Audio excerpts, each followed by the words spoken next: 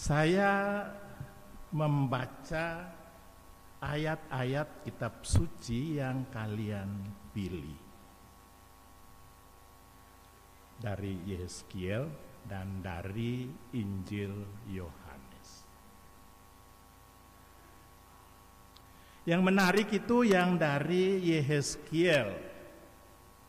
Saya tidak tahu apakah kamu berdua ada maksud tertentu terhadap kami yang sudah tua-tua.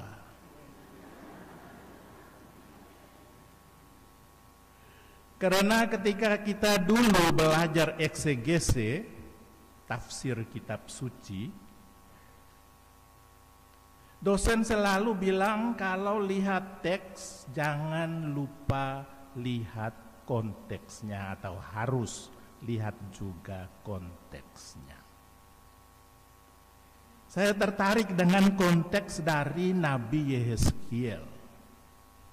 Sekali lagi, jangan sampai kamu ada maksud dengan kami yang tua-tua.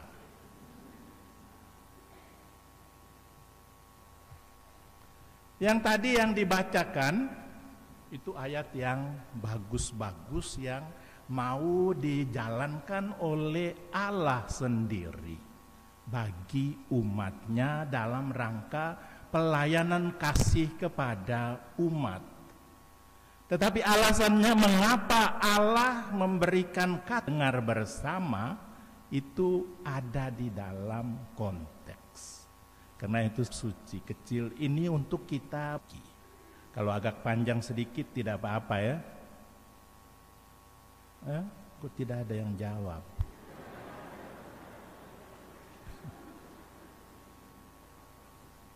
Terserah.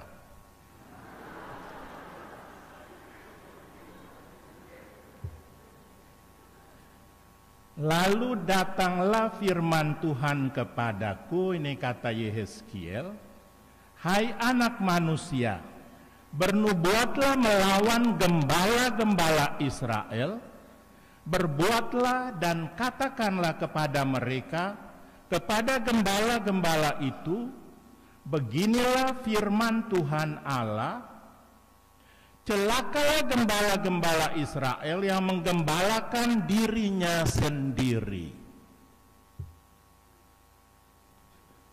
Itu kalimat saya sudah mulai tersinggung.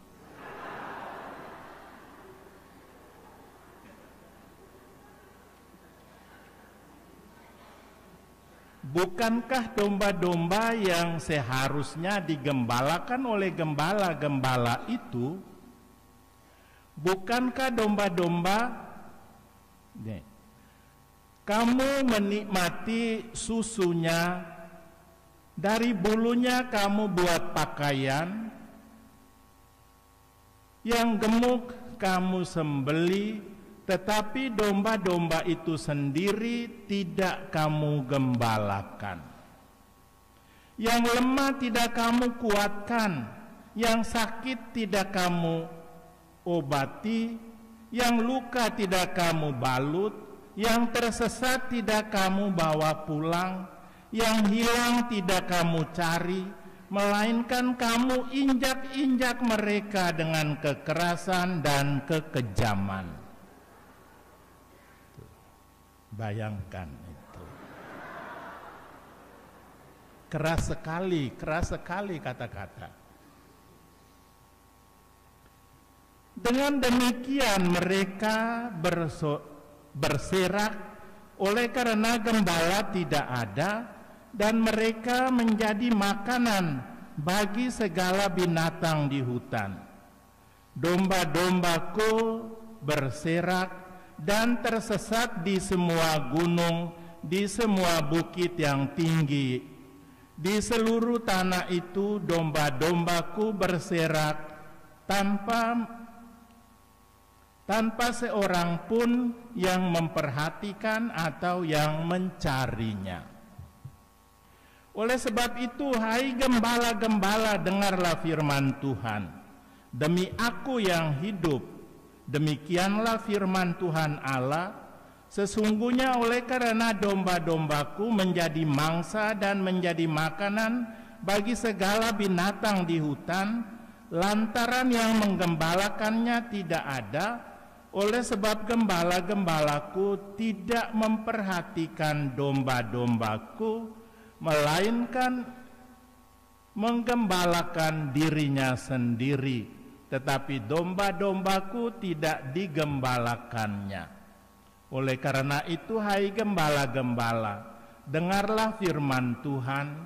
Beginilah firman Tuhan Allah: Aku sendiri akan menjadi lawan gembala-gembala itu, dan aku akan menuntut kembali domba-dombaku dari mereka, dan akan memberhentikan mereka menggembalakan domba-dombaku. Gembala-gembala itu tidak akan terus lagi menggembalakan dirinya sendiri. Aku akan melepaskan domba-dombaku dari mulut mereka, sehingga tidak terus lagi menjadi makanannya. Sampai di situ teguran Allah terhadap gembala-gembala Israel. Setelah itu baru Allah menarik kesimpulan, nanti saya sendiri yang menggembalakan domba-dombaku. Seperti yang tadi kita dengar di dalam bacaan yang pertama dan juga di dalam Injil. Sekarang saya tanya kamu dua, kamu maksud apa?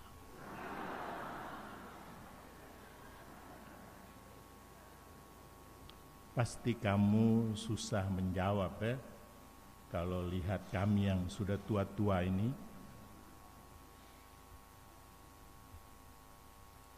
Tapi itu sekaligus tentu saja sambil tersinggung. Saya pikir ini rupanya orang muda mau memperbaiki orang-orang tua. Atau ini kesempatan di mana kami para gembala melihat diri apa yang telah kami jalankan selama kami diutus untuk menggembalakan domba-domba Allah.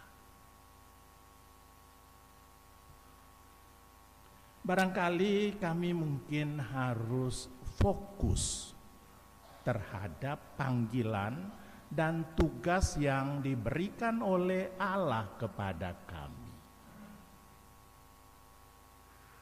Kita selalu punya kebanggaan, juga keluarga-keluarga selalu punya kebanggaan kalau dari antara anak-anak ada yang dipilih menjadi imam, bruder, suster.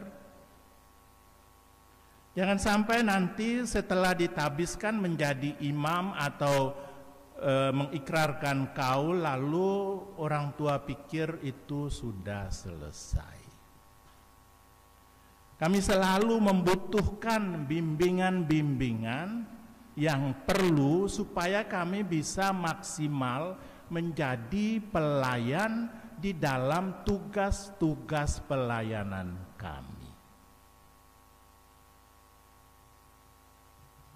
Memberikan prioritas dalam hidup dan karya karena panggilan kita. Itu panggilan apa saja, menjadi ibu rumah tangga, bapak rumah tangga, menjadi pegawai, apalagi menjadi imam, bruder, suster.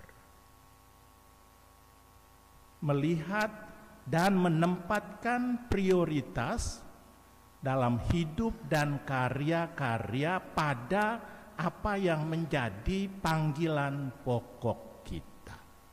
Masih ada banyak yang lain-lain yang di sisi-sisi itu juga kita tanggapi, tetapi jangan sampai kita mengutamakan yang bukan inti. Karena kalau tidak, Allah akan bersabda seperti tadi dikatakan oleh Nabi Yeskiel terhadap gembala-gembala Israel. Dan kalau kita menjadi pelayan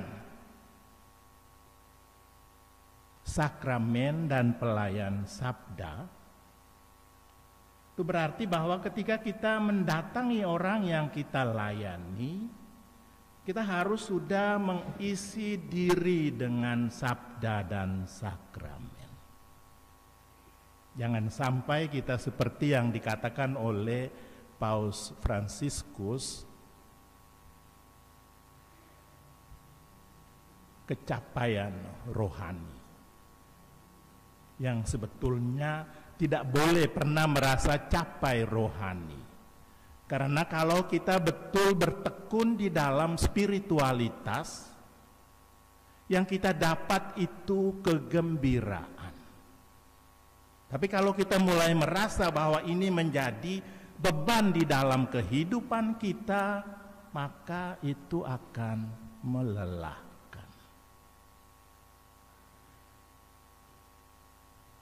Pesan juga dari Paus Fransiskus tuh, kalau menjadi gembala itu harus berbau domba. Berada di tengah-tengah domba. Itu juga dari Paus. Ada lagi pesan lain, ada kata-kata mutiara yang bagus. Kalau pergi mewartakan Injil, jangan memberi kesan seolah-olah kamu baru datang dari kubur.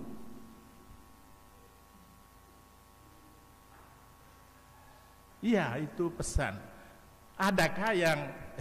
Adakah gembala yang mewartakan sabda gembira, lalu kesannya seperti baru datang dari kubur?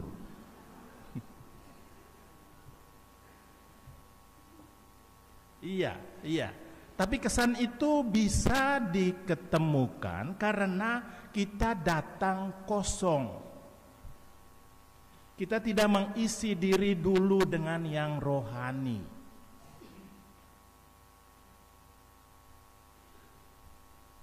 Ya toh, Rio.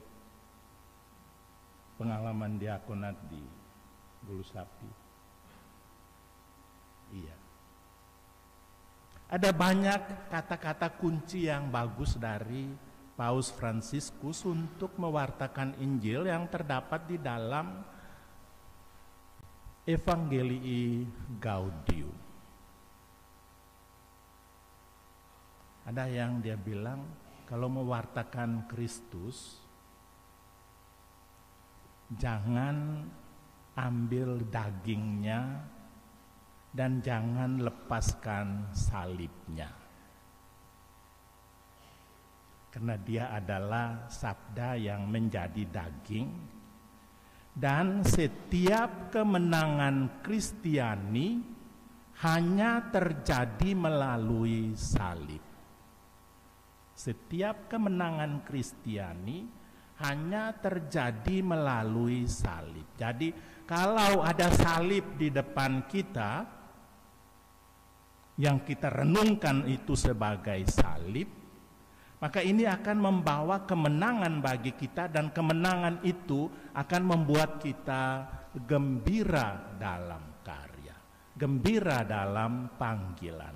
Ini bukan hanya untuk kami para imam, tetapi juga untuk kehidupan dalam keluarga.